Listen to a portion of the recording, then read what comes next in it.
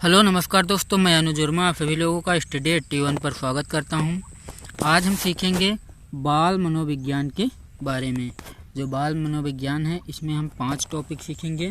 पहला हमारा शिक्षा और मनोविज्ञान, पहली यूनिट हमारी क्या है, शिक्षा और मनोविज्ञान। दूसरा हमारा है विकास एवं व्यवहार, विकास एवं व्यवहार के आधार। तीसरा हमारा है बाल विकास और चौथा क्या है, अधिगम है। फिर 5वां टॉपिक हमारा मूल्यांकन रहेगा। तो ये 5 टॉपिक हम सीखेंगे। तो पहले हम सीखते हैं शिक्षा और मनोविज्ञान। पहला टॉपिक क्या सीखते हैं, शिक्षा और मनोविज्ञान। तो देखते हैं शिक्षा और मनोविज्ञान। शिक्षा क्या होती है, जैसे इकाइयों से परिचय। अब जैसे शिक्षा और मनोविज्ञान, अब पहला क्वेश्चन आता है, शिक्षा क्या होती है, क्यों दें, किसी बालक को हम शिक्षा क्यों दें और कैसे दें। पहला प्रश्न हमारा, शिक्षा क्या होती है, शिक्षा क्या होती है और इसको हम क्यों दें और इसको कैसे दें, बालकों को हम शिक्षा कैसे दें। तो पहला प्रश्न हमारा है, शिक्षा क्या है। शिक्षा क्या है, तो शिक्षा एजुकेशन, जिसको शिक्षा को इंग्लिश में क्या कहते हैं, एजुकेशन। एजुकेशन लैटिन भाषा के एजुकेटम तथा एजुकेयर शब्द से मिलकर बना है। एजुकेशन किससे मिलकर बना है, लैटिन भाषा के एजुकेटम तथा एजुकेयर से मिलकर बना है। फिर आगे देखते हैं, एजुकेटम। एजुकेटम का अर्थ क्या होता है, तो अंदर से बाहर की ओर। एजुकेटम का अर्थ क्या होता है, अंदर से बाहर की ओर। और एजुकेयर, एजुकेयर का अर्थ क्या होता है, पोषित करना। क्या होता है, पोषित करना। अब देखते हैं इनकी डिफिनेशन। जैसे पहली हमारी है, बच्चों की अंतर्निहित शक्तियों को अंदर से बाहर निकालकर उन्हें पोषित करना ही शिक्षा है। देखो क्या है, बच्चों की जो अंतर्निहित शक्तियां हैं, अंतर्निहित शक्तियों को अंदर से क्या करे, वो बाहर निकालकर उन्हें पोषित करना ही क्या कहलाता है, शिक्षा कहलाता है। फिर अगला हमारा है सेकेंड नंबर, शिक्षा अंतर्निहित शक्तियों के सर्वांगीण विकास का साधन है। शिक्षा क्या है, किसी बच्चे के जो अंतर्निहित शक्तियाँ होती हैं तो उनका सर्वांगीण क्या है, विकास का साधन है। जब किसी बालक का विकास होता है तो उसमें शिक्षा का बहुत बड़ा रोल होता है। फिर अगला आता है, शिक्षा व्यवहार परिमार्जन का साधन है। जो शिक्षा व्यवहार है वो परिमार्जन का साधन है। फिर अगला आता है 4 नंबर, शिक्षा उचित दिशा में व्यवहार परिवर्तन का साधन है। शिक्षा क्या है, उचित दिशा में, एक उचित निश्चित दिशा में व्यवहार, बालक के व्यवहार में परिवर्तन का क्या है, एक साधन है शिक्षा। फिर आगे देखते हैं, वर्तमान में बाल केंद्रित शिक्षा है। वर्तमान में क्या है, जो शिक्षा है वो किस पर केंद्रित है, बाल केंद्रित, बालक के ऊपर केंद्रित है शिक्षा। देखो दो शिक्षाएं होती, एक होती बाल केंद्रित शिक्षा, दूसरी होती शिक्षक केंद्रित शिक्षा। तो बाल केंद्रित शिक्षा को मान्य बताया गया है और जो शिक्षक केंद्रित शिक्षा है इसको अमान्य बताया गया है। फिर बाल केंद्रित शिक्षा और इसको हम छात्र केंद्रित शिक्षा भी कहते हैं। बाल केंद्रित शिक्षा या इसको हम छात्र केंद्रित शिक्षा कहते हैं। ये क्या होता है, वह शिक्षा क्या है, वह शिक्षा जिसके केंद्र में क्या हो, बालक होता है। वह शिक्षा जिसके केंद्र में बालक होता है तो बाल केंद्रित शिक्षा कहलाती है। अब जैसे देखो, ये छात्र है, हमारा केंद्र में क्या है, छात्र हैं। अब सबसे पहले क्या होता है, अभिवृत्ति। अभिवृत्ति का मतलब होता है, अभिवृत्ति उसको मूड उसका पसंद है पढ़ने के लिए कि ना पसंद है, तो पहला ये। फिर दूसरा आवश्यकता उसको ज़रूरत है कि नहीं। फिर तीसरा अभिरुचि, तीसरा क्या है, अभिरुचि है। अभिरुचि का मतलब कि बालक उसमें रुचि रखता है कि नहीं रखता है। अभिरुचि मतलब बालक उसमें रुचि या मनोरंजन रखता है कि नहीं रखता है। फिर अगला आता है हमारा अभिक्षमता। क्या आता है? अभिक्षमता। अब बालक को उसके अंदर अभिक्षमता है कि नहीं है, बालक सीखने के लिए अब क्षमता है कि नहीं है। फिर उसके बाद आता आयु। आयु का अब बालक किस आयु का है तो उस प्रकार उसको शिक्षा दी जाती है। फिर अगला आता है परिपक्वता स्तर, कि बालक उसमें परिपक्व है कि नहीं है, मजबूत है कि नहीं है। फिर आता है अधिगम स्तर। जो अधिगम स्तर है, अधिगम स्तर सीखने का जो स्तर है वो किस लेवल का है वो बालक बताता है। फिर आता है बुद्धि। आखिरी में क्या आता है? बुद्धि। तो बालक की बुद्धि का विकास किस प्रकार हो रहा है तो बुद्धि आता है। फिर आगे देखते हैं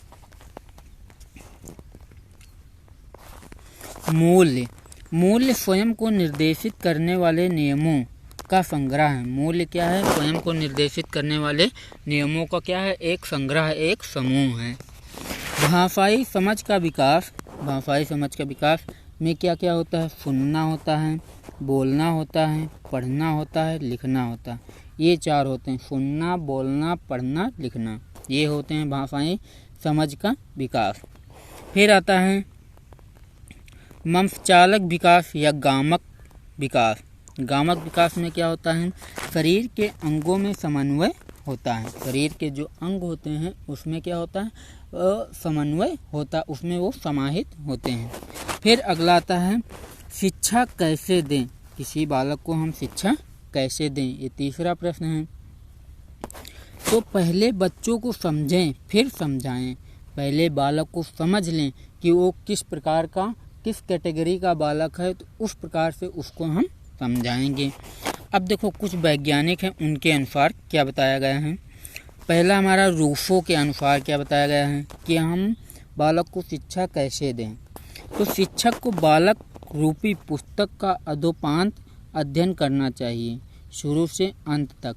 देखो रूसो ने बताया जो शिक्षक हैं वो बालक के रूपी पुस्तक का, बालक के रूपी या फिर इसको कह सकते हो बालक के मन का अधोप्रांत शुरू से लगा के अंत तक उसका अध्ययन करे कि हाँ ये किस कैटेगरी का बालक है तो इसको किस प्रकार शिक्षा दें। फिर अगला आता हमारा पेस्टालॉजीज के अनुसार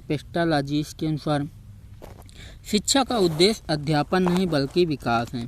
शिक्षा का उद्देश्य पेस्टालॉजीज ने क्या बताया? शिक्षा का जो उद्देश्य है वो अध्यापन नहीं है बल्कि क्या है? वो विकास है। फिर अगला आता है अगले आते हैं जॉन एडम्स के अनुसार यदि आप बालक जान को लैटिन भाषा सिखाना चाहते हैं तो आपको बालक जान व लैटिन भाषा दोनों की समझ होनी चाहिए। यदि आप क्या करते हैं, जैसे आप मानो एक शिक्षक हैं तो आप क्या कर रहे हैं कि बालक जान को लैटिन भाषा सिखाना चाहते हैं। अगर आप किसी बालक को लैटिन भाषा सिखाना चाहते हैं तो आपको बालक का जान व लैटिन भाषा दोनों की क्या होनी चाहिए? समझ होनी चाहिए। फिर अगला आता है हमारा ड्राइगन के अनुसार क्या बताया शिक्षा? तो पहले मनुष्य अपनी आदतों का निर्माण करता है तथा बाद में वही आदतें मनुष्य का निर्माण करती हैं। पहले क्या करता है? जो बालक है वो अपनी आदतों का निर्माण करता है, फिर बाद में क्या होता है? वही आदतें वो उस बालक का निर्माण कर देती हैं। ये ड्राइगन के अनुसार था। फिर अगला आता है भावों का प्रबंधन या फिर इसको हम भावात्मक विकास कहते हैं। भावात्मक विकास इसमें आता है हमारा भय क्रोध जो समाज में समायोजन है। फिर अगला आता है सामाजिक विकास में ये 2 प्रकार का होता है सामाजिक विकास। एक होता है समाज में समायोजन, दूसरा होता है समाजीकरण। दूसरा होता है समाजीकरण। समाजीकरण में मूल्य आता है विश्वास, व्यवहार, भौतिक वस्तुओं का प्रयोग, फिर अंधविश्वास, ये सारी चीज़ें समाजीकरण के अंतर्गत आती हैं। कौन कौन सी? तो मूल्य, विश्वास, व्यवहार, भौतिक वस्तुओं का प्रयोग, अंधविश्वास। फिर नैतिक विकास। नैतिक विकास क्या होता है?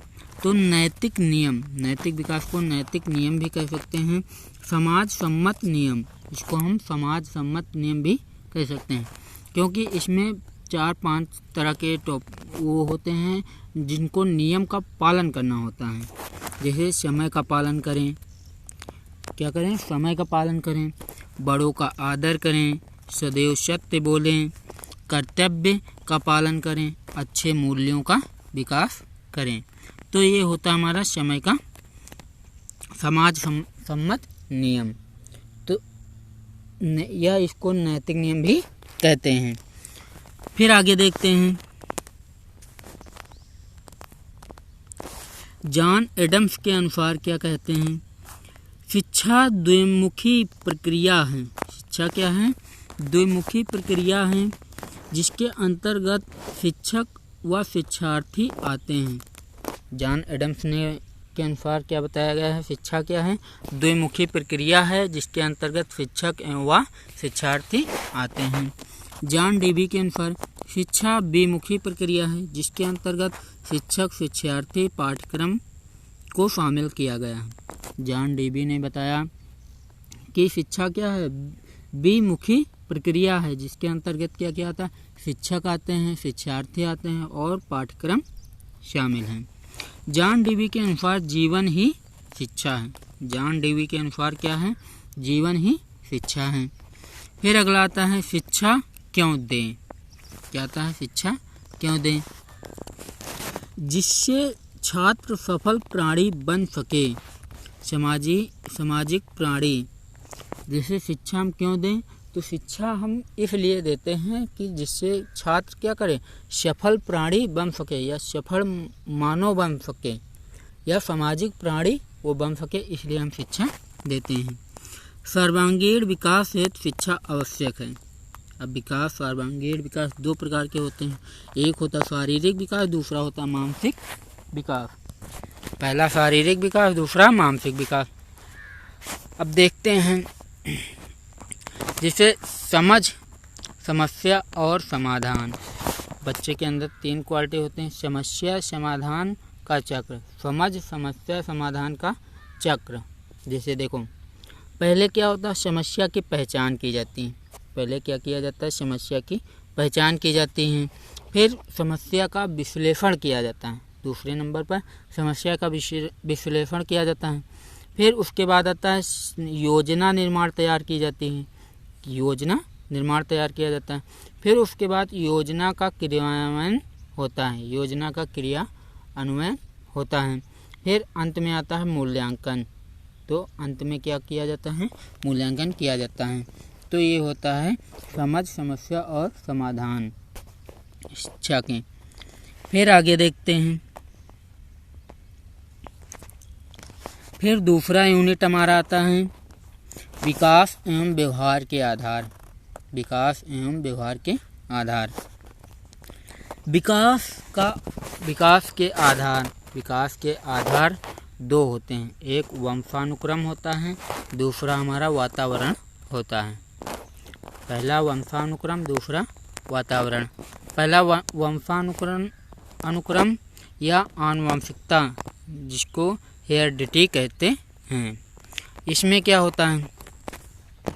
माता पिता व पूर्वजों से जन्मजात गुणों का संग्रह वंशानुक्रम कहलाता है।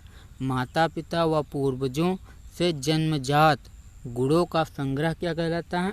वंशानुक्रम कहलाता है। इसमें जैसे शारीरिक संरचना हो गई, बुद्धि हो गई आदि, etc आदि। फिर दूसरा आता वातावरण या पर्यावरण, इसको इन्वायरमेंट कहते हैं। इसमें क्या होता है? प्राणी क्या होता है? तो प्राणी परिधन आवरण, जो पर्यावरण के चारों ओर से घिरा है वो हमारा पर्यावरण होता है। परिधन आवरण, परि का मतलब चारों ओर, आवरण का मतलब ढका हुआ या घिरा हुआ, तो वही हमारा पर्यावरण है। अब जैसे बीच में हम, तो पर्यावरण के बीच में हम क्या हैं, प्राणी हैं। वह सब कुछ जो प्राणी को घेरे हुए है और उसे प्रभावित करता है उसका वातावरण कहलाता है।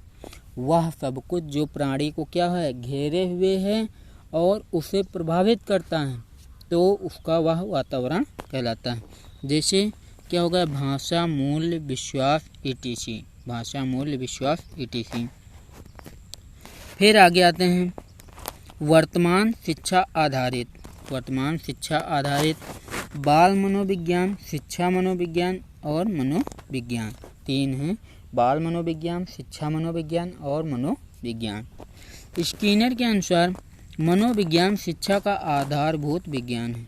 स्किनर महोदय ने क्या बताया कि जो मनोविज्ञान शिक्षा है यह आधारभूत किसका है, विज्ञान का ही आधारभूत है। फिर B.N. झा के अनुसार शिक्षा जो करता है, जैसे करता है, उसके लिए उसे मनोविज्ञान पर निर्भर होना पड़ता है। शिक्षा जो करता है या जिस प्रकार वो करता है तो उसके लिए उसे क्या होना पड़ता है, मनोविज्ञान पर निर्भर होना पड़ता है। फिर अगला देखते हैं मनोविज्ञान का प्रयोग शिक्षण में किस प्रकार से किया जाए। मनोविज्ञान का प्रयोग शिक्षण में किस प्रकार से किया जाए, तो शिक्षण में किस प्रकार से किया जाए तो हमारा है उत्तर बाल्यावस्था। क्या है, उत्तर बाल्यावस्था। इसमें उम्र कितनी होती है बालक की, तो 6 से 12 वर्ष के बीच में उम्र होती है, उत्तर बाल्यावस्था। फिर देखते हैं उत्तर बाल्यावस्था को समूह का काल भी कहते हैं, जिसको समूह शिक्षण भी कहते हैं। तर्क 2 प्रकार के होते हैं उत्तर बाल्यावस्था में। एक होता है आगमनात्मक तर्क। आगमनात्मक तर्क जो उत्तर बाल्यावस्था में होता है, उदाहरण से नियम इसमें बताए जाते हैं। दूसरा हमारा होता है निगमनात्मक तर्क जो किशोरावस्था में होता है, इसमें नियम से उदाहरण बताए जाते हैं। नियम से उदाहरण बताए जाते हैं, वो उत्तर बाल्यावस्था में उदाहरण से नियम बताया जाता है। फिर अगला प्राथमिक विद्यालय की शिक्षा प्रणाली आगमनात्मक शिक्षा प्रणाली पर कार्य करती है। जो प्राथमिक विद्यालय की शिक्षा प्रणाली है वो किस पर कार्य करते हैं, तो आगमनात्मक शिक्षण प्रणाली पर कार्य करती हैं। फिर मनोविज्ञान से छात्रों की विशेषताओं को समझा जाता है और उसी के अनुरूप शिक्षण या विद्या का चयन किया जाता है। शिक्षा का चयन किया जाता है या विद्या का चयन किया जाता है। जो मनोविज्ञान से छात्रों की विशेषताओं को समझा जाता है, मनोविज्ञान से क्या किया जाता है, छात्रों की जो छात्र होते हैं उनकी विशेषताओं को समझा जाता है और उसी के अनुरूप शिक्षा का चयन किया जाता है। फिर अगला हमारा आता है मनोविज्ञान। क्या आता है, मनोविज्ञान, जिसको साइकोलॉजी भी कहते हैं। मनोविज्ञान क्या होता है, क्यों पढ़ाएं, कैसे पढ़ाएं, ये चीज़ होती है। इसमें हमको 3 टॉपिक पढ़ना, क्या होता है या क्या है मनोविज्ञान, क्या है। दूसरा क्यों पढ़ाएं, हम छात्र को मनोविज्ञान क्यों पढ़ाएं। तीसरा कैसे पढ़ाएं कि छात्र के समझ में आ जाए। तो पहला हमारा है मनोविज्ञान क्या है, तो मनोविज्ञान व्यवहार का अध्ययन करने वाला विज्ञान है। मनोविज्ञान क्या है, जो हमारे बिहेवियर है या व्यवहार का अध्ययन करने वाला विज्ञान है मनोविज्ञान। J.B. वाटसन के अनुसार, J.B. वाटसन ने क्या बताया मनोविज्ञान को, मनोविज्ञान व्यवहार का वस्तुपरक विज्ञान है। मनोविज्ञान क्या है, व्यवहार का वस्तुपरक विज्ञान है, जिसको वास्तविक का अध्ययन कहते हैं। जिसको क्या कहते हैं, वास्तविक का अध्ययन कहते हैं। फिर मनोविज्ञान की समझ शिक्षक को क्यों होनी चाहिए, शिक्षक को क्यों होनी चाहिए मनोविज्ञान की समझ। शिक्षा का उद्देश्य छात्रों के व्यवहार का परिमार्जन करना है। मनोविज्ञान व्यवहार का अध्ययन करने वाला विज्ञान है। अतः वर्तमान शिक्षा मनोविज्ञान पर निर्भर है। जो हमारी वर्तमान की शिक्षा है वो किस पर निर्भर है, तो मनोविज्ञान पर ही निर्भर है। इसमें आते हैं हमारे बाल मनोविज्ञान। बाल मनोविज्ञान में बालक के व्यवहार का अध्ययन करने वाला विज्ञान क्या कहलाता है? बाल मनोविज्ञान। बाल मनोविज्ञान क्या कहते हैं? बालक के व्यवहार का अध्ययन करने वाला विज्ञान जो होता है उसको हम बाल मनोविज्ञान कहते हैं। फिर शिक्षा मनोविज्ञान। शिक्षा संबंधी व्यवहार का अध्ययन करने वाला विज्ञान शिक्षा मनोविज्ञान कहलाता है। जो शिक्षा संबंधी व्यवहार है उसका अध्ययन करने वाला विज्ञान क्या कहलाता है? शिक्षा मनोविज्ञान कहलाता है। फिर आगे देखते हैं, वर्तमान शिक्षा में शिक्षक व छात्र की भूमिका क्या होती है? वर्तमान शिक्षा में शिक्षक व छात्र की भूमिका क्या होती है? तो एक तरफ शिक्षक की भूमिका है, एक तरफ छात्र की भूमिका है। पहला दिया गया कुम्हार। इसमें छात्र की भूमिका क्या है? गीली मिट्टी। छात्र की भूमिका क्या है? गीली मिट्टी। फिर दूसरा दिया गया माली। दूसरा क्या दिया गया है? माली दिया गया है। माली अब सुगमकर्ता और सुविधादाता, परामर्शदाता।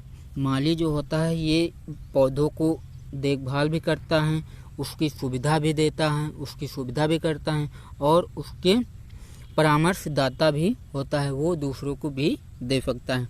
छात्र क्रिया क्या है? इसमें सुगमता से पौधे भी लगाएंगे। माली क्या करता है? सुगमतापूर्वक पौधे भी लगाता है। अधिगम करता है। अधिगम का मतलब वो सीखता है पौधों के बारे में। कोरी स्लेट ये नहीं कर पाता है। मोम नहीं निकाल पाता है। खाली घड़ा नहीं बना पाता है। क्या क्या वो कर लेता है? पौधा लगा देता है और पौधे के बारे में सीख लेता है। फिर अगला है ज्ञान का भंडार। क्या है? ज्ञान का भंडार। ज्ञान का भंडार, प्रकाश का पुंज, अनुशासन करता, व्याख्यान करता। तो ये सारे क्या होते हैं? ये शिक्षक के गुण होते हैं। शिक्षक के अंदर ज्ञान का भंडार होता है, प्रकाश का पुंज होता है, किसी बालक को प्रकाश से अंधेरे से प्रकाश की ओर ले जाता है। अनुशासन करता होता है, अपने अनुशासन को वो मेंटेन रखता है। और व्याख्यान करता होता है, किसी प्रश्न की वो व्याख्या भी करता है। अगर आप लोगों को ये वीडियो अच्छा लगा हो तो प्लीज़ इसको लाइक करें, सब्सक्राइब कर लें, बेल आइकन का बटन दबा दें ताकि जो भी मैं वीडियो छोड़ूँ वो नोटिफिकेशन के माध्यम से आसानी से आप तक पहुंच सके। अभी सीटेट का एग्ज़ाम होने वाला है जो आप सभी लोगों के लिए ये हमने तैयार किया है। जय Hind. Thank you so much.